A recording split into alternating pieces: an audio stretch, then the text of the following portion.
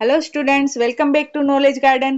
આજના વિડીયોની અંદર આપણે ગાંધીનગર દ્વારા રજૂ કરવામાં આવેલ નમૂનાનો વાર્ષિક પરીક્ષાનો જે પેપર છે વિજ્ઞાનનો તે આખો સોલ્વ કરશું. કારણ કે ઘણા બધા વિદ્યાર્થીઓની કોમેન્ટ્સ આવી હતી કે બેન તમે પ્રશ્ન પેપર મોકલ્યો છે, સોલ્યુશન પણ મોકલો. તો આપણે વિભાગ A, B, C નો સંપૂર્ણ સોલ્યુશન હશે અને વિભાગ D ની શોર્ટમાં માહિતી હશે. અને વિભાગ A ના સોલ્યુશનમાં આજે મારી સાથે રિયા છે, પ્રેશા છે, એ પણ જોડાયેલી છે, ભૂમિ પણ જોડાયેલી છે અને ઉર્વશી પણ જોડાયેલી છે. તો વિભાગ એ આખો આપણે આ બધી ફ્રેન્ડ સાથે સોલ્યુશન કરશું અને પછી B, C અને D ની પણ માહિતી આપણે લેશું. તો ચાલો શરૂ કરીએ આજનો વિડીયો. પાણીમાં નાખતા બનતું દ્રાવણ નિલંબન. પછી કોઈ પણ રાસાયણિક પ્રક્રિયામાં દ્રવ્યનું સર્જન કે વિનાશ થતો નથી. તો આ વિધાન કયો નિયમ દર્શાવે છે? બોલ રિયા. દળ સંચયનો નિયમ. Very good. પછી RER નું પૂરું નામ બોલ ભૂમિકા. એ રફ ઇન્ડોપ્લાસ્મિક વાળો. પછી એવી કઈ પેશી છે જેમાં સ્પષ્ટ આંતરકોશીય અવકાશ જોવા મળતો નથી? બોલ મૃદુતા. જોરથી બોલ. પછી રિયો પર્ણમાં વાયુરંધ્ર જોવા માટે પર્ણના આડછેદ પર તમને કયું અભિરંજન જોવા મળશે? બોલ પ્રેશા. સેફ્રેનિન. પછી છે ખરા ખોટા. તાપમાન વધતા કણોની ગતિ ઉર્જા વધે છે. ખરું કે ખોટું? ખરું. ભૌતિક ફેરફાર દ્રવ્યના રાસાયણિક ગુણધર્મોમાં બદલાવ લાવે છે. ખોટું.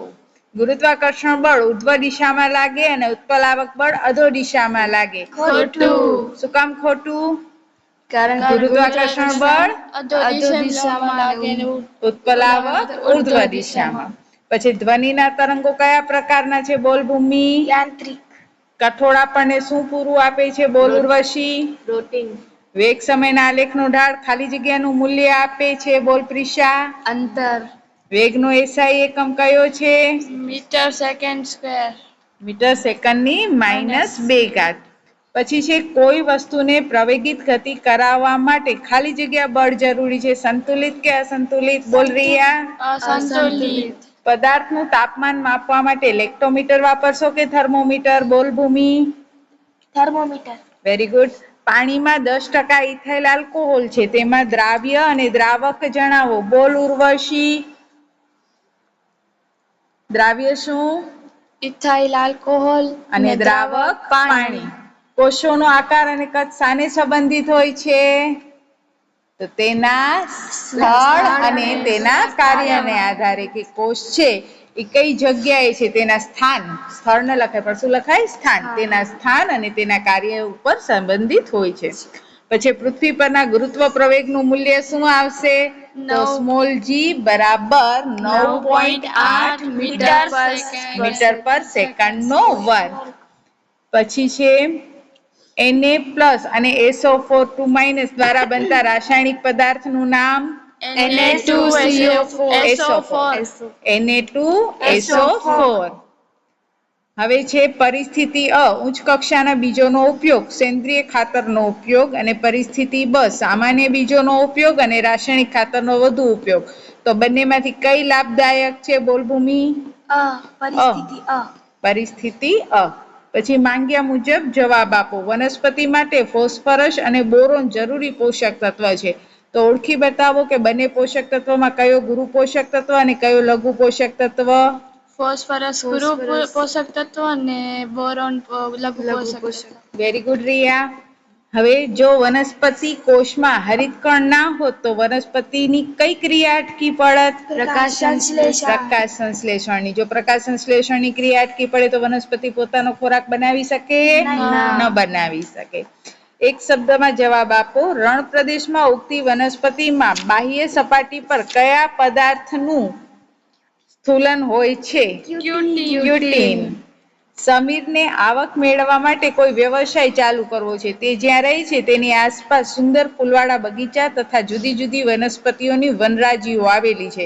તો સમીરને શું ઉછેર કરવાની સલાહ આપશો? મધમાખી ઉછેર. હવે જોડકા. જડત્વનો નિયમ કોણે આપ્યો છે? ગેલિલિયો. અને ગતિનો બીજો નિયમ? ન્યૂટન. Very good. ચાલો હેતુલક્ષી તો થઈ ગયા. હવે જોઈએ આપણે વિભાગ બી. થેન્ક યુ સ્ટુડન્ટ્સ કે તમે હેતુલક્ષીના આન્સરો ફટાફટ આપ્યા. હવે વિભાગ બી હું આખો તમને સોલ્યુશન કરાવું. તો સૌથી પહેલો પ્રશ્ન છે, વ્યાખ્યા આપો ઉત્કલન બિંદુ.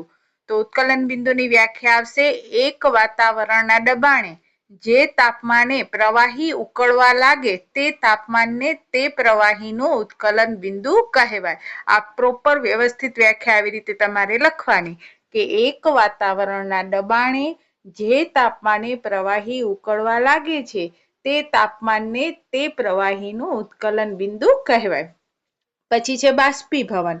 તો ઉત્કલન બિંદુથી ઓછા તાપમાને પ્રવાહીનું વાયુ સ્વરૂપમાં રૂપાંતર થાય તો એ પ્રક્રિયાને આપણે બાષ્પીભવન કહીએ છીએ. કે ઉત્કલન બિંદુથી એ તાપમાન ઓછું હોય અને પ્રવાહીનું વાયુ સ્વરૂપમાં રૂપાંતર થઈ ગયું તો એ પ્રક્રિયા બાષ્પીભવન છે.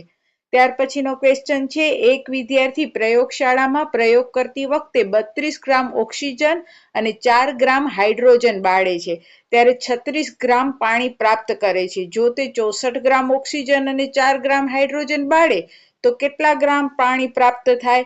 અને રાસાયણિક સંયોગીકરણનો કયો નિયમ તમારા જવાબનું સમર્થન કરશે? તો વિદ્યાર્થી મિત્રો, તમને તો ખબર જ હશે કે પાણી બનાવવા માટે ઓક્સિજન અને હાઇડ્રોજનનું પ્રમાણ 8:1 એટલે કે એનો રેશિયો 8:1 હોવો જોઈએ.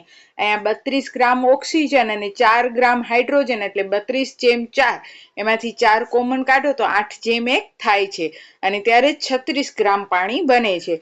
હવે જ્યારે આપણે 64 ગ્રામ ઓક્સિજન લઈએ તો અહીંયા હાઇડ્રોજનનું પ્રમાણ 4 આપ્યું છે. 64:4 એટલે 8:1 નો રેશિયો થતો નથી અને પાણી બનાવવા માટે આપણે 8:1 નો ઓક્સિજન અને હાઇડ્રોજનનો રેશિયો ખપે. એનો પ્રમાણ માપ 8:1 જ હોવો જોઈએ, નહીતર પાણી બને નહીં. અને દળ સંચયના નિયમ મુજબ આપણે હાઇડ્રોજનનું પ્રમાણ ઘટાડીને કે પાણી બનાવી શકીએ નહીં, કારણ કે દળ સંચયનો નિયમ શું કહે છે કે કોઈ પણ પરમાણુ છે એ આપણે ઉત્પાદન પણ નથી કરી શકતા અને એનો નાશ પણ કરી શકતા નથી. એટલે કે પરમાણુનું સર્જન નથી થતું અને પરમાણુનું નાશ પણ થતું નથી. તો અહીંયા 64 ગ્રામ ઓક્સિજન હોય ત્યારે 4 ગ્રામ હાઇડ્રોજનને બદલે આપણે 8 ગ્રામ હાઇડ્રોજન લેવાનું. એટલે કે 64 ગ્રામ ઓક્સિજનમાં 8 ગ્રામ હાઇડ્રોજન બાળે તો જો 64:8 એટલે 8 64 એટલે 8:1 નો પ્રમાણ મળી જાય અને ત્યારે પાણી 72 ગ્રામ આપણને મળશે. રાસાયણિક સંયોગીકરણમાં અહીંયા દળ સંચયનો નિયમનું હું સમર્થન કરું છું. પછી HNO3 ના આણ્વીય દળની ગણતરી કરો. જો અહીંયા છે HNO3, H નો એક પરમાણુ એટલે કૌંસની બારે 1 ગુણ્યા H વત્તા N નો પણ એક પરમાણુ એટલે કૌંસની બારે 1 કૌંસમાં N વત્તા ઓક્સિજનના 3 પરમાણુ એટલે 3 કૌંસમાં O. હવે H નો તમને પરમાણુ દર રકમમાં આપ્યો છે 1, N નો આપ્યો છે 14 અને ઓક્સિજનનો આપ્યો છે 16. તો H ની જગ્યાએ 1, N ની જગ્યાએ એનો પરમાણુ દર 14 અને ઓક્સિજનની જગ્યાએ એનો પરમાણુ દર 16. હવે 1 એકા 1 કૌંસની અંદર બાર જે રકમ હોય એનો ગુણાકાર કરાય. 14 એકા 14 ને 16 તેરી 48, ત્રણેયનો સરવાળો કરો એટલે 63 આપણો આન્સર આવે. ત્યાર પછીનો પ્રશ્ન છે, સમસ્થાનિકના બે ઉપયોગો. તો જો અહીંયા અમે દેખાડેલા છે, યુરેનિયમના એક સમસ્થાનિકનો ઉપયોગ પરમાણુ ભઠ્ઠીમાં બળતર સ્વરૂપે થાય છે. જોશો અહીંયા કને દેખાડેલું છે. પછી કોબાલ્ટનો એક સમસ્થાનિક છે એ કેન્સરની સારવાર માટે વપરાય છે અને ગોઈટર રોગની સારવાર માટે આયોડિનનો એક સમસ્થાનિક વપરાય છે. તો આ સમસ્થાનિકના 3 ઉપયોગો થયા. સમસ્થાનિકો પછી છે અન્વાહક પેશીના ઘટકો જણાવો. તો લખવાનું આ રીતે, અન્વાહક પેશીના ઘટકો નીચે મુજબ છે. નંબર 1 ચાલની નલિકા, નંબર 2 સાથી કોષ, નંબર 3 અન્વાહક મૃદુતક અને નંબર 4 અન્વાહક તંતુ અથવા અન્વાહક દડોતક.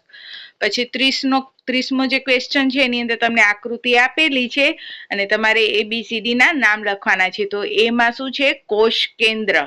પછી બી જે છે એ અક્ષતંતુ કહેવાશે, સી ની અંદર આવશે શિખાતંતુ અને ડી ની અંદર આવશે ચેતાતંતુ. તો આવી રીતે આપણે એને ચેતાંશ પણ કહીએ છીએ ડી ની અંદર. એટલે એ છે એ કોષ કેન્દ્ર છે, બી છે એ અક્ષતંતુ છે, સી છે એ આપણા શિખાતંતુ છે અને ડી છે એ આપણા આવશે ચેતાતંતુ. પછી છે ચેતાપેશીના 2 લક્ષણો લખો. એ અંધ ઉમેદવાર માટે છે, કારણ કે તેઓ આકૃતિ ન દોરી શકે અથવા ન જોઈ શકે. એટલે દ્રષ્ટિહીન વિદ્યાર્થી માટે છે એ તમારે કરવાનું નથી. પણ આઈએમપી ક્વેશ્ચન છે એટલે ચેતાપેશીના 2 લક્ષણો છે એ તમારે પણ પાકા તો જરૂરથી કરવાના. પછી અંતર અને સ્થાનાંતર વચ્ચેનો ભેદ જણાવો. લિફ્ટમાં બેઠેલ એક વ્યક્તિનો ગતિ માટેનો વેગ સમયનો આલેખ નીચે આકૃતિમાં આપેલો છે. તમે જોશો એક્સ અક્ષ ઉપર સમય આપેલો છે અને વાય અક્ષ ઉપર આપણને વેગ મીટર પર સેકન્ડ પર આપેલો છે. અને પેલો ક્વેશ્ચન છે કે આલેખમાં દર્શાવેલ રેખા AB દ્વારા નિરૂપિત લિફ્ટની ગતિનો પ્રકાર ઓળખો. તો અહીંયા કને આવશે પ્રવેગી ગતિ કરે છે, કારણ કે તમે જોશો તો સમયની સાથે વેગમાં વધારો થાય છે. જો 1 મિનિટમાં એ 5 સેકન્ડ જેટલો સમય કાઢે તો બીજી મિનિટમાં 10 ને બદલે અહીંયા સીધો 10:15 આવે છે. ત્યાંથી જોશો આલેખમાં તો બી પોઈન્ટ છે એ 0 થી સીધો ક્યાં ગયો? 15 સુધી ગયો. એટલે કે સતત વેગમાં વધારો થઈ રહ્યો છે, એટલે AB છે એ પ્રવેગી ગતિ દર્શાવે છે. CD દ્વારા પ્રદર્શિત થતો લિફ્ટની ગતિનો પ્રકાર ઓળખાવો. તો CD છે એ નીચેથી ઉપર તરફ જઈ રહી, ઉપરથી નીચે તરફ આવી રહી છે. એનો મતલબ કે તે અધો દિશામાં ગતિ કરી રહી છે અને તેનો ગતિનો પ્રકાર જોઈએ તો 15 હતો અને ધીરે ધીરે તે 0 ઉપર આવે છે. એટલે કે તેની ગતિમાં ઘટાડો થાય છે, એટલે કે તે પ્રતિપ્રવેગી અથવા મંદ ગતિ કરે છે તેમ આપણે કહી શકીએ છીએ. ત્યાર પછી નિયમિત અને અનિયમિત ગતિ વચ્ચેનો તફાવત આ આલેખ છે એ તમારે કરવાનો છે. આલેખના ક્વેશ્ચન અને જે દ્રષ્ટિહીન વિદ્યાર્થીઓ છે એને 32મો ક્વેશ્ચન જે અથવામાં આપ્યો છે એ કરવાનો છે. તો યાદ રાખજો, દ્રષ્ટિહીનના પ્રશ્ન તમે કરશો તો તમને એના માર્ક્સ મળશે નહીં. પછી નીચે વ્યવહારમાં બનતી ઘટનાનું વર્ણન કરે છે, તે વર્ણનને આધારે નીચે પૂછેલા પ્રશ્નના જવાબ આપો. પછી ઘટના છે કે તમે જોયું હશે કે ક્રિકેટ મેચ દરમિયાન મેદાનમાં ખેલાડી ખૂબ જ ઝડપથી આવતા દડાને કેચ કરતી વખતે હાથને પાછળની બાજુએ લઈ જાય છે. તો ઉપરોક્ત ઘટના સાથે સંકળાયેલ ગતિના નિયમને ઓળખો. તો અહીંયા અનિયમિત ગતિનું આ ઉદાહરણ છે. પછી ખેલાડી કેચ કરતી વખતે હાથને પાછળની બાજુએ લઈ જાય છે, તેનું વૈજ્ઞાનિક કારણ આપો. તો ખેલાડી ગતિ કરી રહ્યો છે, દોડી રહ્યો છે અને તે અનિયમિત ગતિથી આગળ વધી રહ્યો છે અને દડો છે એની વિપરીત દિશા તરફથી આવી રહ્યો છે, જેથી કરી અને એને સંતુલિત કરવા માટે તે પોતાના હાથને પાછળ તરફ લઈ જાય છે. ત્યાર પછી 34મો ક્વેશ્ચન છે, ગતિના ત્રીજા નિયમ અનુસાર આપણે જ્યારે કોઈ વસ્તુને ધક્કો મારીએ ત્યારે તે વસ્તુ તેટલા જ બળથી આપણને વિરુદ્ધ દિશામાં ધક્કો મારતી હોય છે. જો આ વસ્તુ રસ્તાના છેડે ઉભેલ ટ્રક હોય તો આપણા દ્વારા લગાડેલ બળથી તે ગતિમાં આવતી નથી. એક વિદ્યાર્થી આ ઘટનાને સમજાવતા કહે છે કે 2 બળો સમાન અને પરસ્પર વિરુદ્ધ દિશામાં છે, જે પરસ્પર એકબીજાની અસર નાબૂદ કરે છે. તો આ વર્ણન પરથી બતાવો કે ટ્રક ગતિમાં કેમ નથી આવતી. તો વિદ્યાર્થી મિત્રો, ટ્રક છે એ જડત્વના નિયમનું પાલન કરે છે. આપણે જે બળ લગાડીએ છીએ એના કરતાં એની અંદર જડત્વનો ગુણધર્મ વધારે છે. જડત્વ એટલે પદાર્થ જે સ્થિતિમાં છે તેને તે સ્થિતિમાં રહે, તે પોતાની સ્થિતિ બદલાવે નહીં. તેને જડત્વનો નિયમ કહેવામાં આવે છે. અહીંયા કને ટ્રકનું જડત્વ વધુ છે અને એની સામે આપણા દ્વારા લગાડવામાં આવેલો બળ છે એ ઘણો ઓછો છે. એટલે કે બળો આપણે જે બળ લગાડીએ છીએ એ બળ છે એ ટ્રકના જડત્વ ઉપર અસર કરતો નથી અને ટ્રકને ગતિમાં લાવી શકતો નથી. એટલે અહીંયા ટ્રક છે એ ગતિ કરતો નથી અને આઘાત પ્રત્યાઘાતનો ત્રીજો નિયમ અહીંયા લાગુ પડતો નથી. પછી પાવરની વ્યાખ્યા આપો તથા વોટ અને કિલોવોટ વચ્ચેનો સંબંધ જણાવો. પાવરની વ્યાખ્યા એટલે પાવરનો અર્થ થાય કરેલું કાર્ય અને કાર્ય કરવા માટે લાગતો સમય. એ બંનેના ગુણોત્તરને આપણે પાવર કહીએ છીએ. વોટ અને કિલોવોટ એના એકમો છે. વોટ નાનું એકમ છે અને કિલોવોટ એનું મોટું એકમ છે. પછી આકૃતિ આપી છે A અને B અને એની નીચે પ્રશ્ન પૂછ્યા છે, ધ્વનિના પીચની વ્યાખ્યા આપો. તો પીચની વ્યાખ્યા એટલે કે જેમાં આવૃત્તિ સૌથી વધુ હોય એને આપણે શું કહીએ છીએ? આવૃત્તિની સંખ્યાને આધારે આપણે ધ્વનિનો પીચ નક્કી કરતા હોઈએ છીએ. હવે અહીંયા કને ઊંચી પીચ, નીચી પીચ આ રીતનું હોય છે. તો ધ્વનિની પીચની વ્યાખ્યા તો અહીંયા દ્રષ્ટિહીન વિદ્યાર્થી માટે છે એટલે વ્યાખ્યા આપવાની નથી, પણ આપણે કહી શકીએ કે ધ્વનિની પીચ એટલે જે તરંગો છે ધ્વનિના એના આવૃત્તિની સંખ્યાને આપણે ધ્વનિની પીચ કહીએ છીએ. અનુમાન લગાવો કે કયા ધ્વનિની પીચ ઊંચી હશે, ગિટારની કે કારનું હોર્ન. તો ગિટારની પીચ ઊંચી હશે, કારનું હોર્ન છે એની પીચ નીચી હશે. પછી અહીંયા જોશો તો કોષ્ટક પૂરવાનું છે. કાર્બોદિત શેમાંથી મળે? તો અનાજમાંથી મળે. એટલે તમારે કાર્બોદિતના નીચેના ખાનામાં લખવાનું ઘઉં, જુવાર. પ્રોટીન છે તો પ્રોટીન આપણને મોસ્ટ ઓફ કઠોળમાંથી મળતા હોય છે. એટલે આપણે પ્રોટીનની અંદર કઠોળ લખવાનું, જેમ કે તુવેર છે કે પછી મગફળી છે, મગફળીમાંથી એ પ્રોટીન મળે છે. આ ઉપરાંત શાકભાજી, ફળ, પછી વિટામિન અને ખનિજ તત્વ. તો વિટામિન વધારે પડતા ફળોમાંથી મળતા હોય એટલે પ્રોટીનમાં ન લખજો, પણ વિટામિન અને ખનિજ તત્વમાં તમારે ફળ લખવાના છે. પ્રોટીનની અંદર તમારે લખવાનું છે મગફળી, પછી તલ અને તુવેર, બરોબર, અને મસાલા. અને વિટામિન અને ખનિજ તત્વમાં શાકભાજી અને ફળ. પછી વિભાગ સી. તો અહીંયા ઘન, પ્રવાહી અને વાયુ અવસ્થા છે એનો જે તફાવત છે અથવા એની જે સમાન માહિતી છે એને આધારે આ કોષ્ટક પૂરવાનું છે. જેમ કે જો અહીંયા કીધું છે કે ચોક્કસ આકાર હોતો નથી પ્રવાહી અવસ્થામાં, તો ઘન અવસ્થામાં ચોક્કસ આકાર હોય છે. વાયુ અવસ્થામાં ચોક્કસ આકાર હોતો નથી. વાયુ અવસ્થાને ચોક્કસ કદ હોતું નથી. પ્રવાહી અવસ્થાને જે પાત્રમાં નાખો એ પાત્ર પ્રમાણે જ કદ નક્કી કરતું હોય છે, એટલે એને પણ ચોક્કસ કદ હોતું નથી. જ્યારે ઘન અવસ્થાને ચોખ્ખું કદ હોય છે. પછી ઘન અવસ્થાને દળ છે, પ્રવાહી અવસ્થાને પણ દળ છે, વાયુ અવસ્થાને પણ છે. તો આ રીતે તમારે વિભાગ સી છે BCQS તરીકે પૂછ્યા છે તો એ ક્લિયર કરવાના. પછી અહીંયા ઉપર એક પ્રશ્ન છે છપાયેલો નથી, એની અંદર તમારે વર્ગીકરણ કરવાનું છે ભૌતિક ફેરફાર અને રાસાયણિક ફેરફારમાં. તો એ તો હવે તમને આવડતું જ હશે.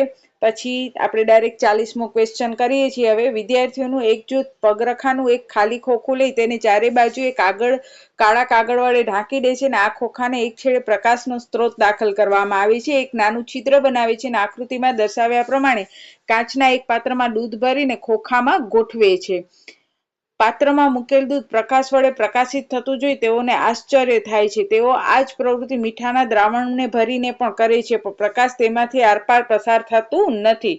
દૂધ કેમ પ્રકાશિત થાય છે તે સમજાવો અને અહીં સંકળાયેલી ઘટનાનું નામ પણ આપો. તો અહીંયા ટિંડલ અસર થઈ છે, કારણ કે દૂધ છે એ દૂધ પ્રકાશનું પ્રક્રિયણ કરે છે. મીઠાનું દ્રાવણ છે એ પ્રકાશનું પ્રક્રિયણ કરતું નથી, કારણ કે એ સમાંગ મિશ્રણ છે, એટલે એની અંદર મીઠાનું દ્રાવણ પ્રકાશિત થતું નથી. અને બીજા બે એવા દ્રાવણોના નામ આપો જેમાં દૂધમાં જોવા મળતી અસર જેવી જ અસર જોવા મળે છે. તો તમારા છાપરા હોય, છાપરામાંથી અંધારા ઓરડામાં છાપરામાં એક હોલમાંથી જ્યારે પ્રકાશનું કિરણ નીકળે ત્યારે પણ તમને આવી ટિંડલ અસર જોવા મળશે, જેની અંદર ધૂળ અને માટીના રજકણો ચમકતા હશે. રાતના સમયે જ્યારે તમે બાઇકમાં કે કોઈ કારમાં બેઠા હો છો ત્યારે એની આગળની લાઇટ છે એના ઉપર જ્યાં પ્રકાશ પડે છે, આગળની લાઇટમાંથી જે પ્રકાશ આવે છે, તો રસ્તા ઉપર તમને ધૂળ અને રજકણો ચમકતા દેખાય છે. ફોક્સ લાઇટની આજુબાજુ ધૂળના રજકણો ચમકતા દેખાય છે. તો આ બધા એના ઉદાહરણ છે. ત્યાર પછી દ્રષ્ટિહીન વિદ્યાર્થીનો પ્રશ્ન છે. એના પછી કોષ્ટક છે. અહીંયા કને આડી ચાવી અને ઊભી ચાવીની રીતે આપણે આ કોષ્ટક છે એ આખો પૂરો કરવાનો છે, જેની અંદર calcium, hydrogen, ozone, argon, oxygen, neon આ બધા જ જે છે એને આડી અને ઊભી ચાવીને આધારે આપણે ગોઠવવાના છે. જેમ કે આડી ચાવીમાં હિન્ટ આપી છે, નંબર 2 છે એ H થી શરૂ થાય છે. તો અહીંયા આપણે નંબર 2 H થી, તો જુઓ 3, 4, 5, 6, 7, 8 ખાના છે. તો હાઇડ્રોજનના 8 અક્ષર છે, તો નંબર 2 માં હાઇડ્રોજન લખશું. પછી નંબર 1, તો નંબર 1 ની અંદર બીજા નંબરે H આવે એવો ગોતવાનો છે. તો બીજા નંબરે H છે એ પેલામાં આવે છે ક્લોરીનમાં CHLO, તો ઊભી ચાવીમાં આવશે ક્લોરીન. પછી આડી ચાવીમાં આવશે આર્ગોન ત્રીજા નંબરે, બરોબર. આવી રીતે તમારે આખું આ પૂરું કરવાનું છે. ક્વેશ્ચન છે, જલવાહક પેશી અને અનવાહક પેશી જટિલ પેશી શા માટે કહેવાય છે અને તે બંને એકબીજાથી કેવી રીતે અલગ પડે છે? તો જલવાહક પેશી અને અનવાહક પેશી છે એની અંદર એક કરતા વધારે પ્રકારના કોષો હોવાથી તે જટિલ પેશી કહેવાય છે. એક સરખા કોષોથી બનેલી પેશીને સરળ પેશી કહીએ છીએ, જ્યારે જુદા જુદા પ્રકારના કોષોથી બનેલી પેશીને આપણે જટિલ પેશી કહીએ છીએ. જલવાહક પેશી છે એની અંદર જલનું વહન થાય છે અને તે નીચેથી ઉપર તરફ એટલે કે ઉર્ધ્વ વહન થતું હોય છે, જ્યારે અનવાહક પેશી છે એની અંદર પોષક તત્વનું વહન થાય છે અને તે ઉપરથી નીચે અને નીચેથી ઉપર એમ બંને તરફ એનું વહન થતું હોય છે. જે વનસ્પતિના પાન છે એ પ્રકાશ સંશ્લેષણ ક્રિયા દરમિયાન ખોરાક ઉત્પન્ન કરે છે અને ખોરાકને ઉપર અને નીચે બંને તરફ એનું વહન કરે છે. પછી આકૃતિ આપેલી છે અહીંયા કને આલેખ A, B અને C અને નીચે પ્રશ્ન આપ્યા છે કે આપેલ આલેખનું અંતર સમય અને વેગ સમયમાં વર્ગીકરણ કરો, કે કયો અંતર સમયનો આલેખ છે, કયો વેગ સમયનો આલેખ છે. તો તમે જોશો કે અંતર સમયનો આલેખ તો એ આલેખ A છે જે અંતર સમયનો આલેખ છે. પછી આલેખ B પણ અંતર સમયનો આલેખ છે, જ્યારે આલેખ C છે એ વેગ સમયનો આલેખ છે. આપેલ ત્રણેય આલેખ કયા પ્રકારની ગતિ દર્શાવે છે? તો આલેખ A છે એ સુરેખ ગતિ દર્શાવે છે, નિયમિત ગતિ કરે છે અને સુરેખ ગતિ છે એની. જ્યારે આલેખ B છે તો તમે જોશો કે એની અંદર જે સમય આપ્યું છે તમને 3, 4, 5, તો એ 3 મિનિટ, પછી 4 મિનિટે વેગમાં વધારો થયો, 5 મિનિટે વેગમાં વધારો થયો, પણ વેગમાં સતત વધારો થાય છે એટલે પર્વલય આકાર ઉપર તરફ જાય છે એટલે પ્રવેગી ગતિ કરે છે, નિયમિત પ્રવેગી ગતિ. જ્યારે આલેખ C છે એ અનિયમિત ગતિ કરી રહ્યો છે. પછી વેગ અને ઝડપનો તફાવત એ દ્રષ્ટિહીન વિદ્યાર્થી માટે છે. ગતિનો ત્રીજો નિયમ લખો ને આ નિયમ વ્યવહારમાં જોવા મળતા કોઈ પણ બે ઉદાહરણ. તો ગતિનો ત્રીજો નિયમ શું કહેવામાં આવે છે કે આઘાત અને પ્રત્યાઘાત બંને સમાન મૂલ્યના હોય છે અને પરસ્પર વિરુદ્ધ દિશામાં હોય છે. જેમ કે એક બાળક દડો રમી રહ્યો છે, તે દડાને નીચે તરફ ઘા કરે છે તો દડો ઉપર તરફ આવે છે. તો આ એનું એક ઉદાહરણ થયું. હોળીમાંથી ઉતરતી વખતે આપણે પગ આગળ તરફ કિનારા તરફ લાવીએ ત્યારે હોળી પાછળ તરફ ખસકે છે. આ ઉપરાંત તીર જ્યારે છોડીએ ત્યારે આપણે તીરની દોરીને પાછળ તરફ ખેંચીને તીર આગળ તરફ ગતિ કરે છે. તો આ બધા ત્રીજા નિયમને લાગુ પડે છે. પછી ટૂંક નોંધ છે પડઘાની, પછી પરાધ્વનિના કોઈ પણ 3 ઉપયોગ. તો આ બધા ઇમ્પોર્ટન્ટ ક્વેશ્ચન છે, એ તમારે યાદ રાખવાનો. પડઘો એટલે જ્યારે કોઈ મોટા હોલની અંદર કોઈ વક્તા વાત કરી રહ્યો હોય ત્યારે એનો અવાજ છે એકને બદલે 2 વાર રિપીટ થતો હોય તો એને આપણે પડઘો કહીએ છીએ. આવું શું કામ થાય છે? તો અહીંયા કને આપણે જે બોલીએ છીએ તો એ જે આપણા ધ્વનિ તરંગો છે એ દિવાલને અથડાઈ અને પાછા આવતા હોય છે અને એનો સમયગાળો બહુ ઓછો હોય છે. તો અહીંયા કને એ પડઘો છે આપણને રિપીટ સંભળાતો હોય છે. તો આખી ટૂંક નોંધ પાકી કરી લેજો. પરાધ્વનિના કોઈ પણ 3 ઉપયોગ લખો. તો પરાધ્વનિ છે ડોક્ટરી સારવારમાં તેનો ઉપયોગ થાય છે. એવા ઇલેક્ટ્રિક સાધનો કે જેને સાફ કરવા મુશ્કેલ હોય છે, જેમ કે સર્પાકાલ નળી હોય અથવા કોઈ પણ ઝીણી ઝીણી વસ્તુ હોય કે જ્યાં આપણું હાથ ન પહોંચી શકતું હોય સફાઈ માટે, ત્યાં આપણે પરાધ્વનિનો ઉપયોગ કરતા હોઈએ છીએ. પછી મોટી બિલ્ડિંગો કે પુલો બંધાવવા માટે જે બ્લોક બનાવવાના હોય છે તો એ બ્લોકમાં તિરાડ છે કે નહીં તે જાણવા માટે પણ આપણે પરાધ્વનિનો ઉપયોગ કરીએ છીએ.